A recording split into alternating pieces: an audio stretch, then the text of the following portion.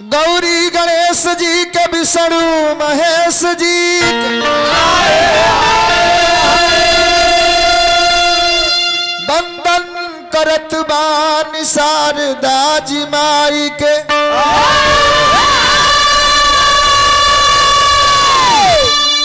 नाग देवी देवतन के जोगी मुनि संतन के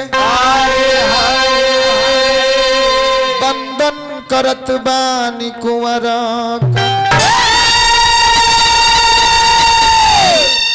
चार जुग चार धाम आदि पुरुष आदि ना बंदन करत बानी तुलसी गोसाई के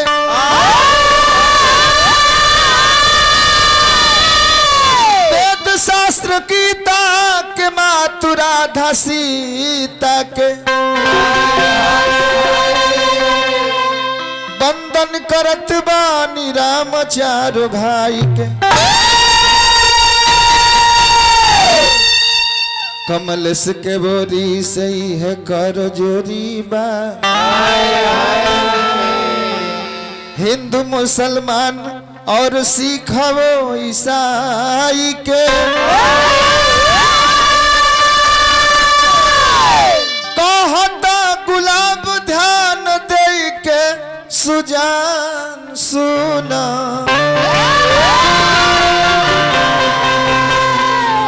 बंदन करत बानी श्रोता सब भाई के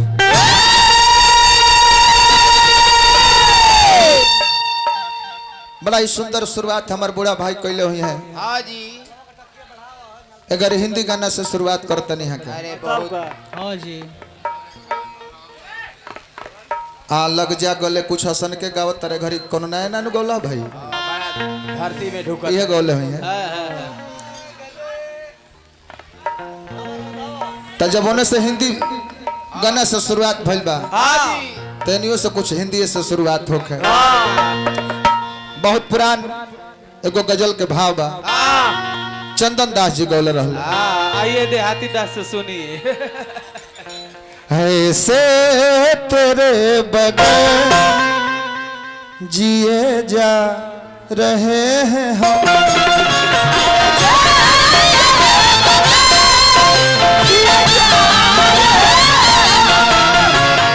से तेरे बगैर जिए जा रहे हैं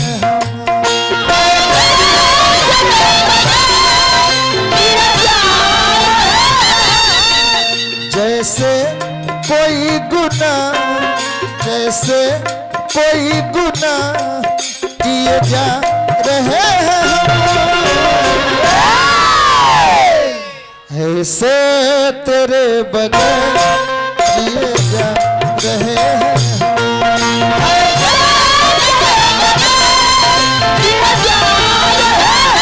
ऐसे तेरे बगैर जिए जा रहे हैं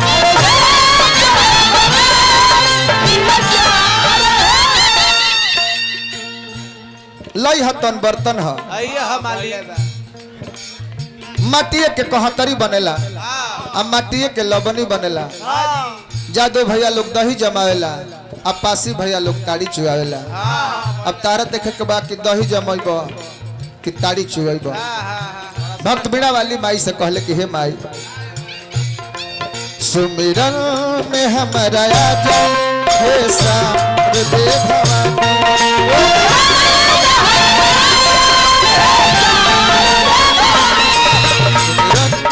हमारा आजा हे सार दे भवानी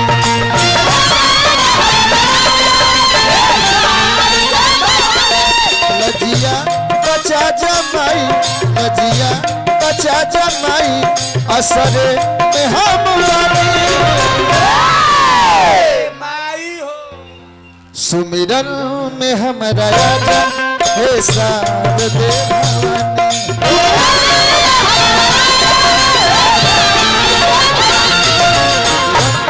हमारा राजा हे सार दे भवानी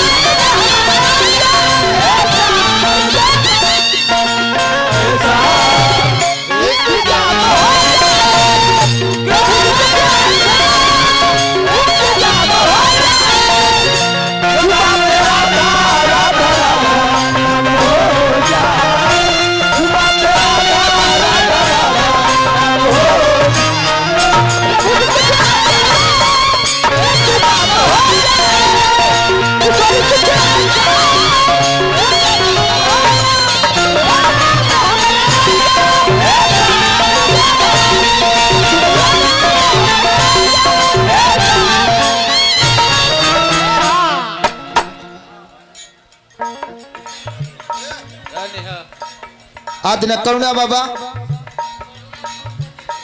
मुखिया जी के माध्यम से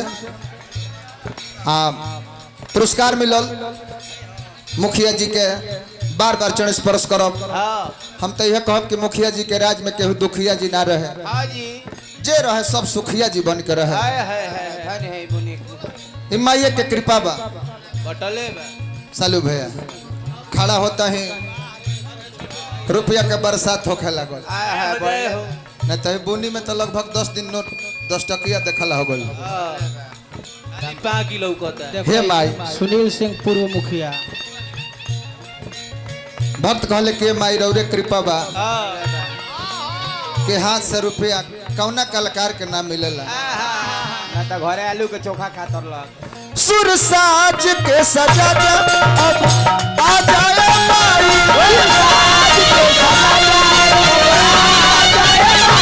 सुर साज के सजा जा अब आ जाए माई।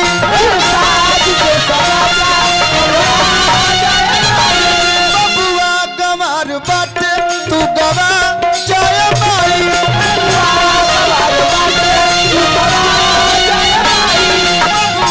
गंवार बाटे तू गवा जाए माई।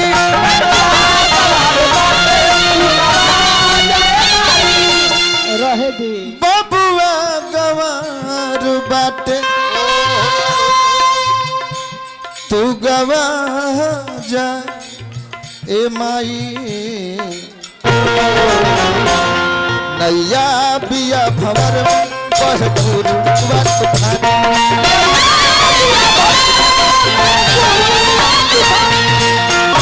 बिया भंवर में बहपुर वक्त खाने।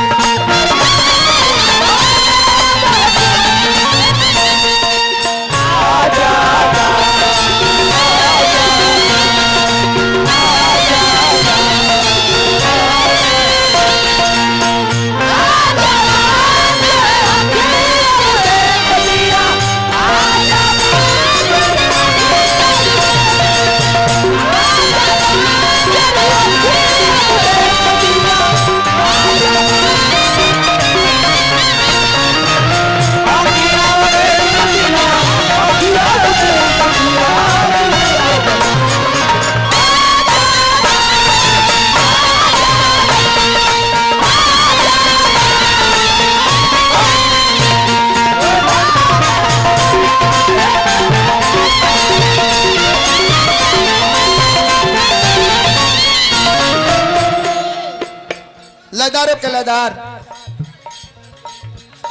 हमारा चलबाज बाबा ब्यास जी बहुत बहुत रुपया पुरस्कार माता रानी के गीत पर दिले बने। भगवान से माई से यह कामना करब कि रवा कलाकारी में 4 चांद लगे, रवा आवाज में माई जादू देश कि जब ले और गीत संगीत लोग ना सुने तब तक ले मुंह भी ना धोवे। इतना अपना गीत संगीत सरवा कायल कर दी। बाकी ये माई हम आ सकती जरवले बानी माई।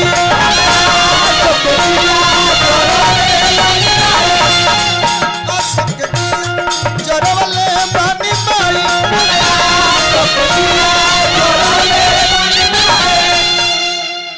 अकेले गौ नहीं हमारे छोटू भाई जकर जोड़ा ना हो। अभी तक गांव के जरी प्रोग्राम बा, यहाँ के जाने में प्रोग्राम अगर हो जाओ 60-70 किलोमीटर तो यहाँ के जाए में देरी नहीं की। प्रदीप भैया गलती ना जौन कोहड़ा में मिस कर खिया देनी केहू ना जाए। सुनील सिंह जी पूर्व मुखिया वहाँ के भतीजा बानी छोटू भैया परम मित्र बानी। बहुत बहुत रुपया पुरस्कार दिल बानी। हार्दिक हार्दिक अभिनंदन जय जयकार करो। तोहरे चरण में नहीं लगल बानी माई।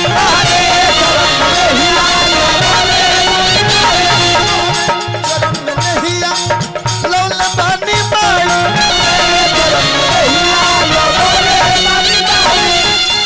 तोहरे चरण में नहीं लगवले बानी माई। देहतिया से प्यार कर बेटा अपन जान।